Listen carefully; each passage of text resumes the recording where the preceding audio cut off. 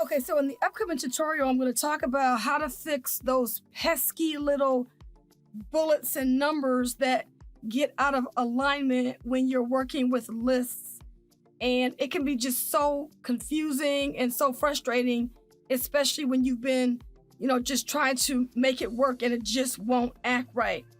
Now, a lot of people don't realize it, but there's something called non-printing characters that is associated with Microsoft Word. So you'll notice that if I push this button, it's called Show Hide.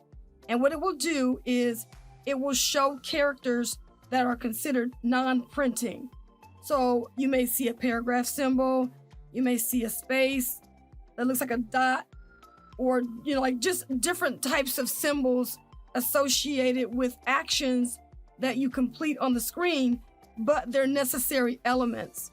And one of those necessary elements is called the paragraph symbol. So I want to show you 2 ways to fix Wayward Bullets.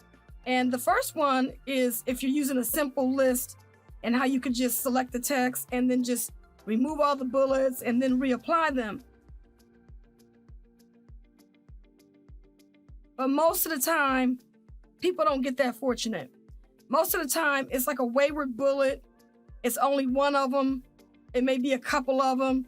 You may fix one bullet and then the next thing it does is it messes up the next bullet right beneath it. And it's just a domino effect and it just won't act right. So I'm going to show you how to use this paragraph symbol to get that one little pesky bullet or number to act right. So let's get to it. Okay, so most people don't realize that the formatting for the document resides in the paragraph symbol.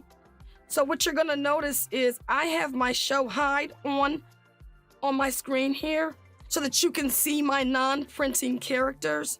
And the one that you want to deal with in this instance is the paragraph symbol. So what I'm going to do is go to the bullet in my list that's working.